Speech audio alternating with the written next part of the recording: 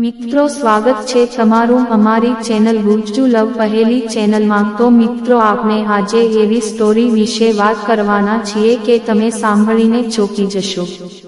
મેં મારા પતિ અને મારું હૃદય છોડી દીધું। અમારા ઘરમાં રહેતા એક નોકર પર પ્રેમ થઈ ગયો। તેનું શરીર મધ્યમ કદનું હતું। તે લગભગ 17 વર્ષનો હતો।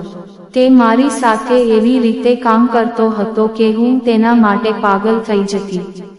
તે એટલો મજબૂત હતો કે જ્યારે પણ તે આવતો હું તેને મારતો અને પાછળ ધકેલી દેતો, કારણ કે એકવાર તે ખેતરમાં આવતો ત્યારે મને પરસેવો છૂટતો।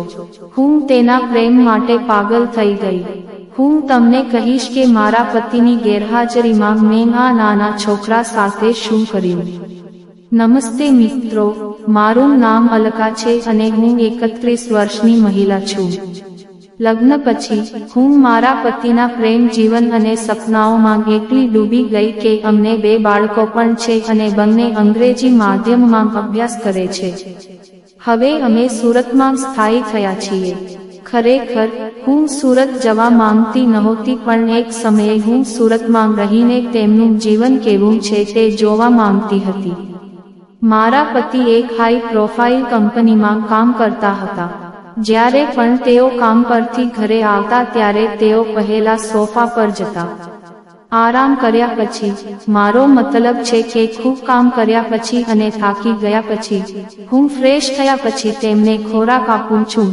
પછી અમે આખો દિવસ વાતો કરીએ છીએ અને તેઓ એકવાર મારી સાથે રમવા આવે છે અને મને એટલો આનંદ આવે છે કે તેમની જગ્યા પડી જાય છે। અને જ્યારે મારી પુત્રવધુ મને પૂછે છે ત્યારે તે મને પૂછે છે, પણ ખરેખર જીયા સાચું કહે છે કે હા? મને કહે કે તને મજા નથી આવી હજુ સુધી? ના, એવું નથી કે તને મજા આવી, તું જૂઠું બોલી રહી છે। તને મજા નથી આવી। હું તને પત્નીને જોઈતી બધી ખુશી આપું છું, પણ તને જેની સૌથી વધુ જરૂર છે તે તને મારી પાસેથી મળતી નથી ખરી? હા ઉમંગ, તું મને પૂછે છે તેથી હું તને કહું છું કે તું મને અને મારા કામના સ્પાર્કને કામ પરથી આવવા દેવા માટે જે સતત સ્પર્ધા ઈચ્છે છે તે ફક્ત એક જ વારમાં સમાપ્ત થાય છે અને તું સૂઈ જાય છે અને મારે આખી રાત બાજુ બદલતા વિતાવવી પડે છે। અલકા કહે છે, ઉમંગ, ભગવાને આપણને ફક્ત ખાવા પીવા અને સૂવા માટે જીવન આપ્યું છે। ભગવાન કોઈ દિવસ તું મોટો ઉદ્યોગપતિ બનશે અને આપણે કમાવવા માટે નહીં જવું પડે અને આપણે દરરોજ એકબીજાને મજા આપી શકીશું। હે જીયા મારા પ્રેમ, તમે ખૂબ જ મજબૂત ઉચ્ચ વિચારસરણી વાવી છે। હા, આપણે પણ એક દિવસ આવી સરસ ગાડીઓમાં મુસાફરી કરીશું। પછી મેં કહ્યું, ઉમંગ, હવે મોડી રાત થઈ ગઈ છે, તારે સવારે કામ પર જવાનું છે, તો ચાલો સૂઈ જઈએ। પછી અમે બંને એકબીજા પર પગ રાખીને સૂઈ ગયા। તે મારા માથા પર માથું રાખીને સૂઈ ગયો અને મેં તેના માથા પર હાથ મૂક્યો। પછી તે આ રીતે સૂઈ ગયો। અમે 7 વર્ષથી સુરતમાં છીએ અને મારા પતિ ઉમંગને બઢતી મળી ગઈ। કંપનીએ તેમને ઉચ્ચ પદ આપ્યું અને તેમને 40% ભાગીદાર બનાવ્યા। હવે અમે સુરતમાં એક બંગલો ખરીદ્યો છે જે મહેલની ગાડીઓ જેવો દેખાતો હતો। એસી, આટલું આરામદાયક જીવન। મેં ઉમંગ સાથે વાત કરી કે જો આપણે કોઈ દિવસ ફરવા જવું હોય તો અમારે ઘર બંધ કરવું પડશે, તો તમે મારી વાત સાંભળો। શું વાંધો છે? આપણે એક નોકર રાખવો જોઈએ। પછી મેં એક ભાભી સાથે વાત કરી જેને હું જાણું છું, તેથી તે 17 વર્ષના છોકરાને ત્યાં લઈ આવી અને મેં તેને કામ માટે રાખ્યો। તેનું નામ વિપુલ હતું। વિપુલ બહુ શિક્ષિત નહોતો અને તે પણ ગુજરાતના એક નાના ગામનો હતો। તે પણ નોકરી શોધી રહ્યો હતો। અમે તેના માટે સારો પગાર નક્કી કર્યો। તે ઘરકામ કરવામાં સારો હતો, પણ જ્યારે પણ હું તેને કોઈ કામ માટે પૂછતો ત્યારે તે ઉપરથી નીચે સુધી મારી સામે જોતો। તે અમારું ભોજન પણ રાંધતો અને વાસણો પણ ધોતો, એટલે કે તે તેના માટે બધું જ કરતો। એક દિવસ મેં તેને મારા રૂમમાં કબાટ ખસેડવા માટે બોલાવ્યો। વિપુલ અહીં આવ્યો અને મને મદદ કરી। હા, હું હમણાં જ આવ્યો। હું તેની રાહ જોતો હતો ત્યાં સુધી તે આવ્યો। તે પછી અમે બંનેએ તેને ખસેડવાનો પ્રયાસ કર્યો। જ્યારે મેં વજન ઉપાડવાનો પ્રયાસ કર્યો અને હું લપસી ગયો અને પડી ગયો, ત્યારે તેણે મારા કોબી પર હાથ મૂક્યો. માફ કરશો, અલકા મેડમ, તે તમને બચાવવા ગયો હતો. તો મેં કહ્યું, વિપુલ, શું થયું? તેણે મને પડતા બચાવ્યો. મારું થોડું નુકસાન થયું છે. આની ચિંતા કરવાનું બંધ કરો. આની ચિંતા કરવાનું બંધ કરો. મારી અંદર તણખલું સળગી રહ્યું હતું. હું ખુશ હતી કે તેણે મને ત્યાંથી પકડી લીધો. તે ખુશીમાં હું તેના રૂમ તરફ જઈ રહી હતી. પછી મેં વિપુલને જોયો અને તે એવી સ્થિતિમાં હતો કે હું શું કહું. તેના એક હાથમાં મોબાઈલ અને બીજા હાથમાં મોબાઈલ હતો.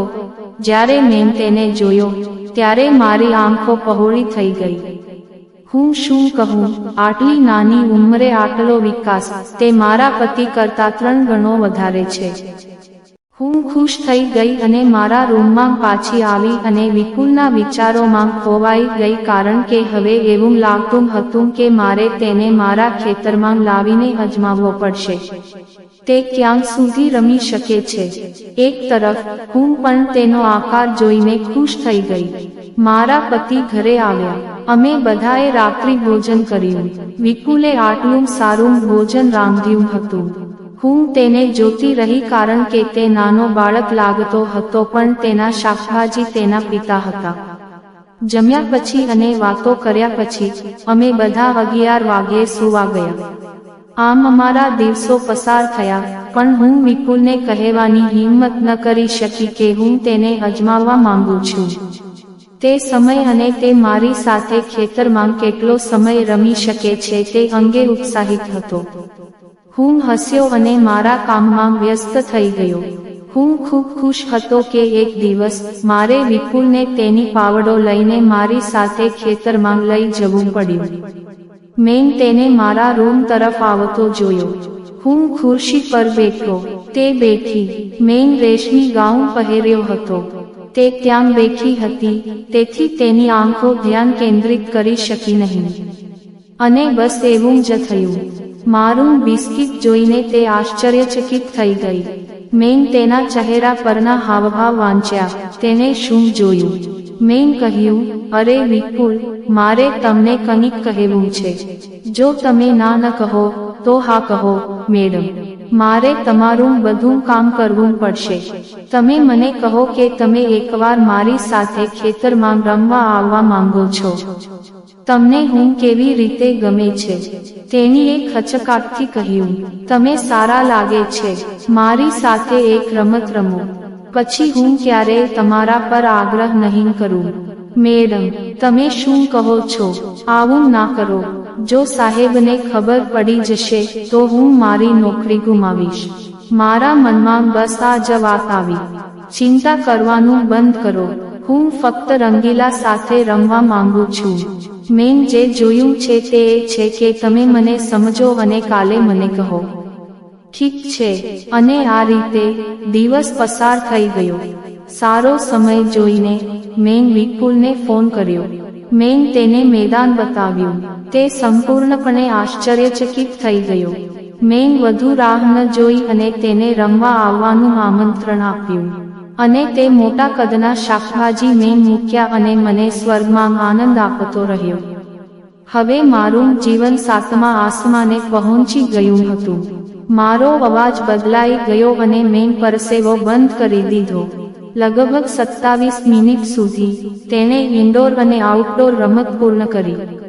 હું ચાલવાની સ્થિતિમાં નહોતો.